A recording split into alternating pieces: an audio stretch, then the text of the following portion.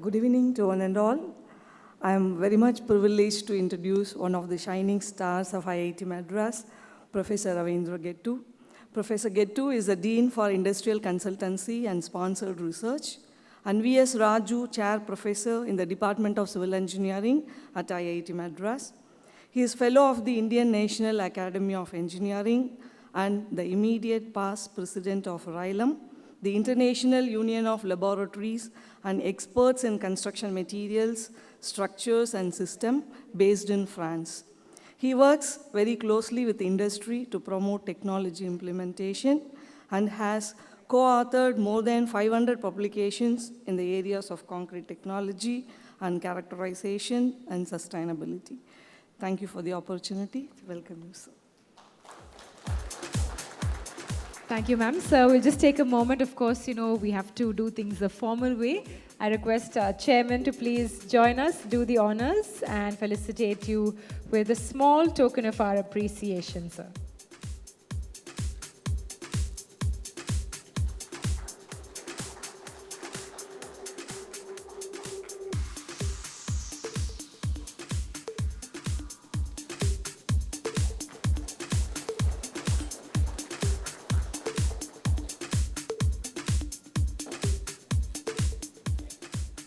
Thank you so much.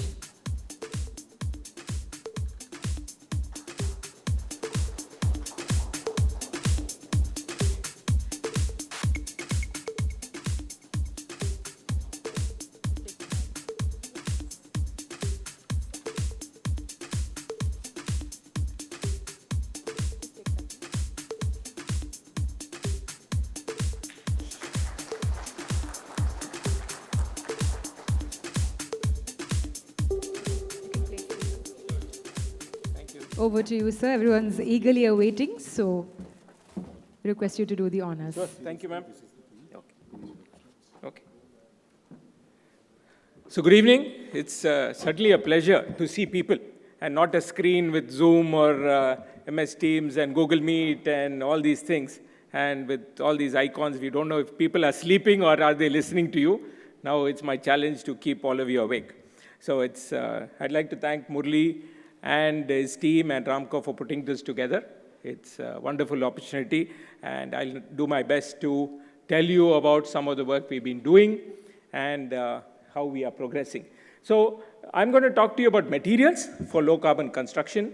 This is part of an initiative on technologies for low-carbon and lean construction led by my friend Professor Manu Santhanam. Professor Ashwin and I and many others are part of this group that is taking care of this. So we've been working on materials for a long time. Well, Engineer Suresh said that I would tell you which is the low-carbon material. Well, there's no surprise. It is concrete. There is, as far as I know, there is no other material even close to concrete in terms of carbon footprint. So we're going to live with concrete for a long time. So I'm very glad that structural engineers are here. And usually when materials people talk, we miss out the structural engineers.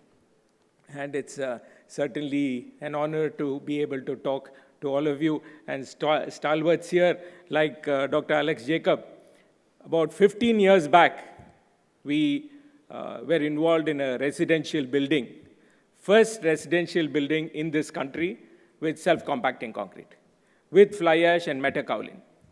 And no vibrator was used in the whole building. Yeah? So we've come a long way, and now we have an initiative that will showcase what we are doing at the world stage. So I'm going to talk about these technologies for low carbon and lean construction. We are looking at material, how to make the material more efficient in terms of carbon footprint, among other things, use more and more waste. I talked about fly ash, GGBS and so on, a lot has been used. Can we look at agro waste, bagasse, construction demolition waste, which seems like good ideas, but we have not been able to do it. Process waste. Everyone who has been at any construction site knows that there is wastage of material, time, labor, and so on. So can we decrease all this? So that is the lean part where we are looking at how to make construction itself more efficient along with the material, and therefore we can say that something is sustainable. Sustainable means that we are going to make things efficient, more helpful for the people, more economical, and friendlier to the environment. So we are going to use this systems thinking approach, which goes from the material, the process, decrease of waste, apply scientific techniques, not just put randomly things together, but based on science, a strong foundation so that people will believe in what we are doing. Take it to technology. We want to have like a test bed.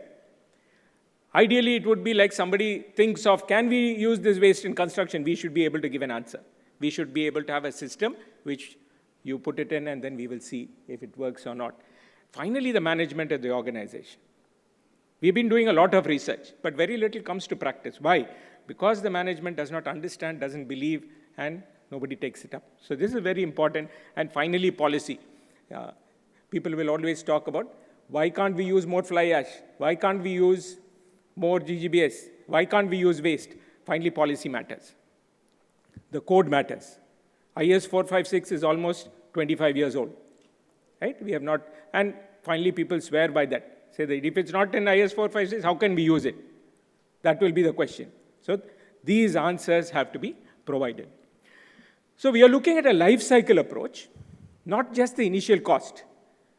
A lot of people come to us and say, when you're developing a new material, how much does it cost? Doesn't matter. Think of the whole project. I told you about 15 years back when we talked about self-compacting concrete, first question was, how much more expensive is it going to be? Now I think nobody talks about it. Even in a large project, it doesn't really matter. Even for a small residential house that I was talking about, considering the whole project construction cost, it was only 5% more. But you have less defects, you have used a lot of waste material, construction is faster, and that is where the saving comes. You have more safety, you have more reliability, you have more confidence in your design as a structural engineer. So the life cycle matters. And this is where we are looking at raw materials, choice of raw materials so that we can use waste, we can use the raw materials efficiently. Look at the supply chain. What is available? Can we use what is nearby instead of trying to import, trying to bring things from far away? Make the design itself efficient. Not have a lot of wastage in design, not a lot of redundancy. So there, software comes in, BIM solutions to make the design efficient. Can we 3D print? Now everybody is talking about 3D printing. So we want to do it not just because it's fashionable to do it. Can it be efficient? Can we make things faster and more reliable? Durability is very, very important. See, we cannot make a structure that is going to fall down soon, even though it's very, very cheap. Nobody wants to live in a house like that. Nobody wants to live in a building like that. So durability is, for me, the most important part of sustainability. If you are not taking care of durability, then sustainability cannot be achieved. So durability is something that we do not learn much about. Even in our curriculum, we don't talk much about durability. Durability is very, very important. We have always been designing for load and stiffness. We've been designing for structural safety and deflections. We do not design for durability. We think it's a consequence. If you do a good design based on loads, you will get durability. It is like hope. If you are religious, you believe in God, and that's why you do Bhumi Puja. But that is not the way. We have to bring in durability. We have to design for durability. So that is what we are going to emphasize. Finally, can we use what has been demolished? We are going to demolish a lot. We've been constructing for the past decades a lot of structures. Now we will have to demolish. What do we do with all the waste? Where will the waste go? So that is where demolition comes in. Can we collect properly, sort, and use the C&D waste? And if we can recycle, can we design elements that can be taken out and used in a new building? So this will complete the cycle and make it very, very efficient. So that is where our project comes in. That is where our initiative comes in. So I'm going to start talking about concrete more, little bit about the life cycle, the technique that we use for the assessment, and where we can quantify and choose a material. So in the life of the concrete, obviously we start off with the cement. So Previously, it was said that OPC has a lot of carbon dioxide being emitted. Now, we will see that it's not that bad today, but can we make it more efficient? So we have to look at what all can be improved in the cement production process itself. Then in the concrete. The cement is a very important part of the concrete, and that's going to stay there for a long, long time. So can we make this whole process more efficient than the construction? So that is where the lean part comes in. So we want to make the concrete construction with less wastage, less time, and more efficient. During the life cycle, during the service life, maintenance is very, very important. Again, we talk about cracks. Can we try to eliminate cracks by doing an efficient design, a better material, better construction process, and so on? And that will give us less headache. And finally, the end of life. What happens to all these buildings that we are constructing? What will happen when somebody has to demolish it? Other than that, we use a lot of energy. Where is the electricity coming from? What is the damage it's doing to the environment and to the raw materials? So this is also something that we want to look at. And then water. Water is a favorite topic of mine. We are talking about carbon footprint. We are not talking about water footprint. Water for construction comes from the same water that people want to drink. We are taking away water from thirsty people. We use a lot of water. We are all taught, we teach, we study that potable water should be used in concrete. My question is that fair?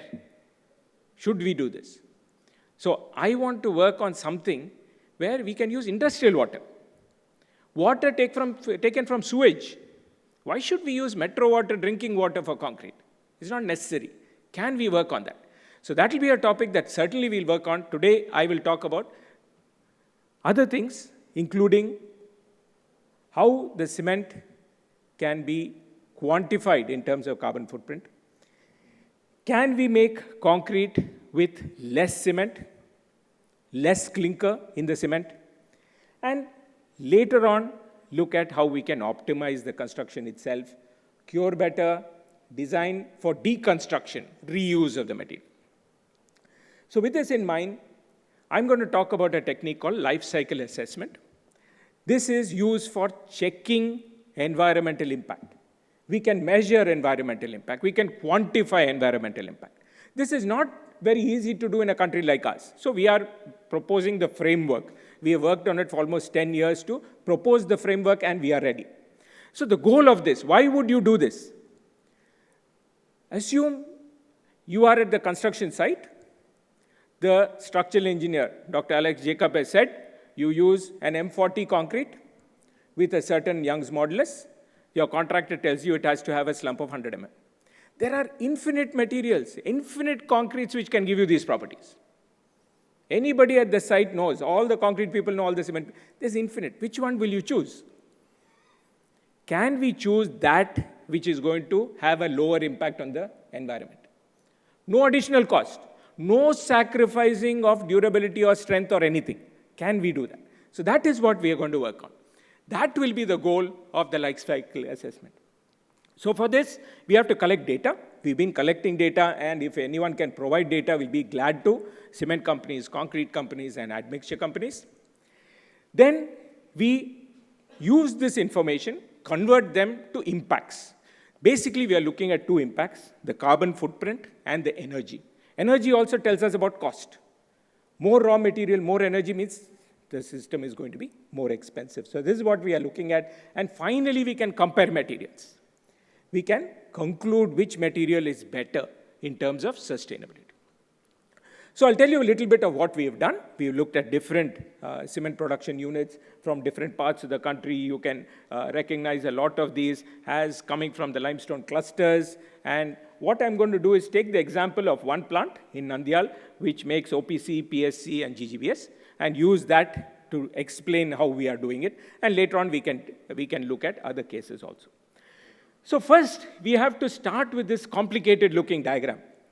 This looks very complicated, but this is how clinker is made. This is the clinker which goes into your cement, which goes into your concrete, which goes into your structure. And for making this clinker, all these materials come in. Your raw materials, not only limestone, but also other things, You need a lot of electricity. We don't know where it's coming from. But there are many sources which are giving us electricity. Each source has a carbon footprint. Whether you're burning coal or you're doing hydro or you're doing nuclear. Each has a certain footprint.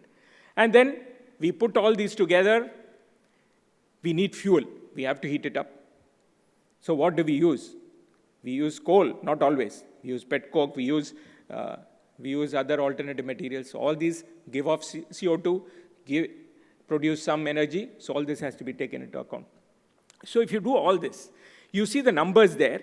Those are all the numbers for 1 ton of clinker. All these materials which are going in, and you will see that we've also looked at kilometers. Because when the truck transports something, that is also using energy. So that also is part of the carbon footprint. So if you do all this, and you look at all this together, then we will understand what are the emissions of 1 ton of clinker, what is the energy required to make 1 ton of clinker. So this is the starting point, and this will vary from plant to plant, country to country, and everything. But we need to do this. Then we can go to cement.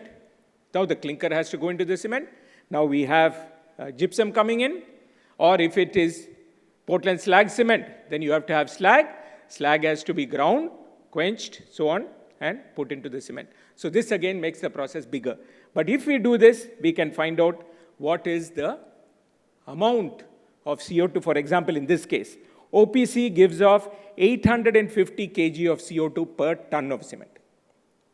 It requires about 3,900 megajoules of energy per ton of cement. Okay? In the same plant, if I'm making PSC, the 855 comes down to 495. The energy comes down to 2,300. Okay? Why? I have decreased the clinker, I have used a supplementary cementitious material. So this is giving us a clue of the direction we have to take when we are looking at low carbon. So the starting point would be something like this. We have to go to every plant. We've been doing this. If others want us to come to your plants, we'd be glad to. Get the inventory, which is shown on the right. From this, we convert. For converting, again, we had to go through a very big exercise. We didn't know how to convert. There are no data, there are no factors available in the Indian sector. So we had to go from the kg to kg CO2. Kg of fuel to how much of energy. So we had to get these conversion factors, and we have sometimes taken fuel from the plant and burnt it to calculate what is coming out and what is the energy required. If you do all this, you get these conversion factors. And this will translate the inventory, the number of kg of all the material which goes in, to the CO2 and energy coming out. So if you do this, let me show you some examples.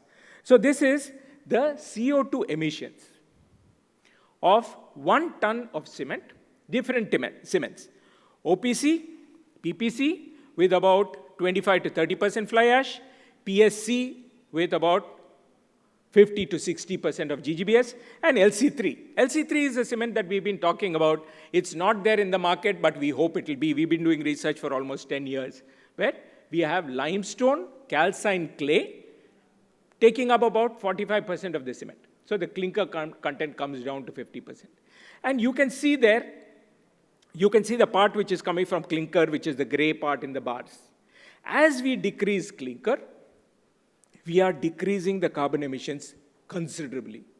Except when you need additional processes, like for the LC3, you see that it goes up a little bit because we also have to calcine the clay.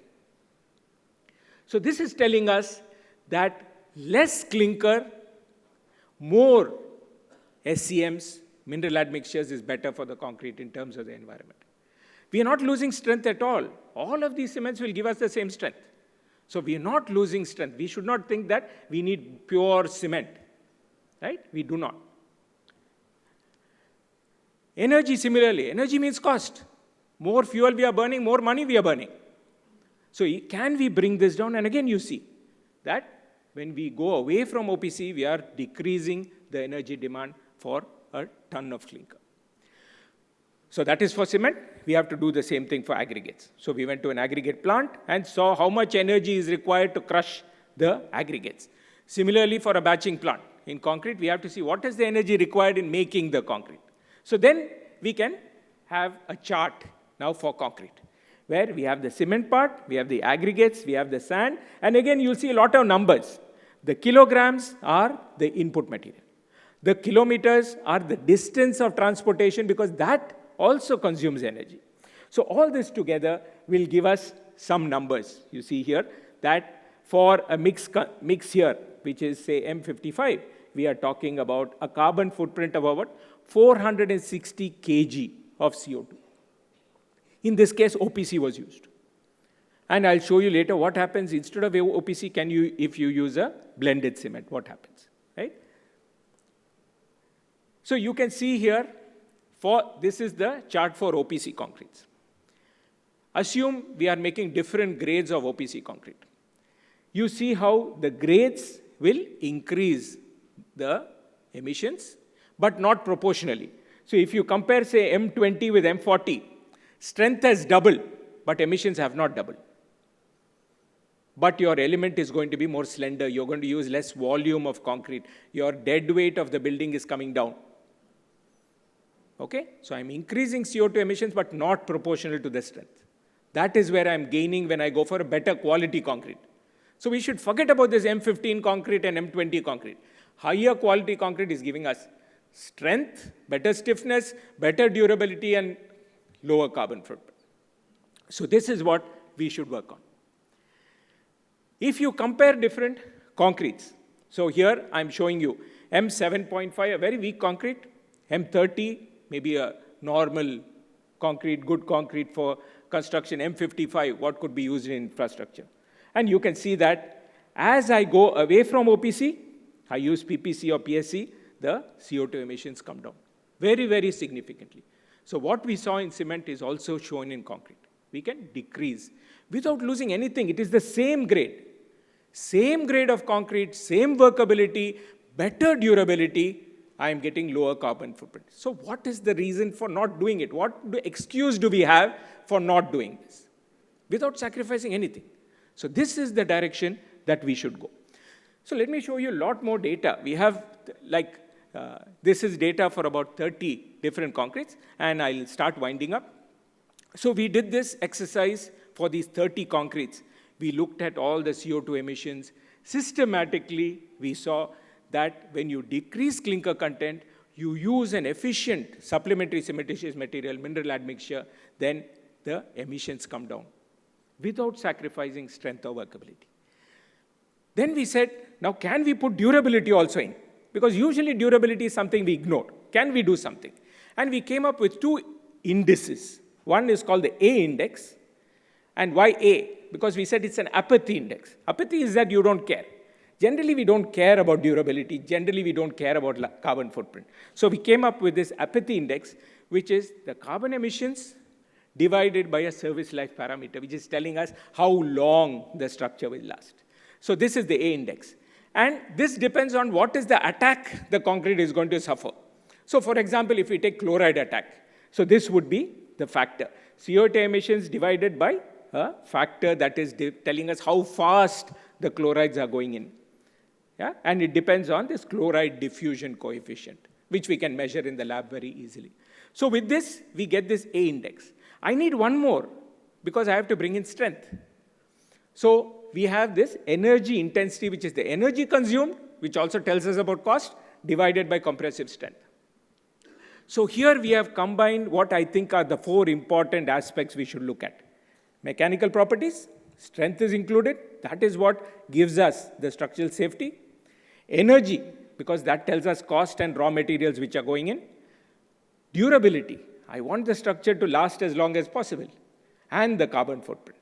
So combining these two, we've come up with a framework which I believe can be used at site. Say, I have a lot of concretes which are possible to be used, giving me particular strength and workability. Now, which one will I choose? I should choose the one that is at the lowest corner. So out of all these concretes, the most sustainable will be one to the left bottom. Less energy, less apathy. And there we see that the ones which come out well are the ones which are blended with fly ash, blended with slag, and with LC3. So it is certainly possible to make concretes without pure OPC, with blended cements, and make concretes which are sustainable. We need data, we've gotten data, we want to get more data. We know that how we define the system can change. Numbers can be thrown at anyone in any way, but we have to know where the numbers are coming from, so we need a system. And as I insisted, higher replacement levels, better. It's not bad for the structure, it's not bad for the concrete. And we have done this exercise very simply. So this framework can be implemented at practically any site once we have the data. So this framework clearly shows that we should move away from OPC if we are talking about sustainability. So with that, I'll stop. So a lot of people have contributed to all this. And I always say I go around giving lectures, but the students and a big team has worked on it, and we are very grateful to them. Thank you very much.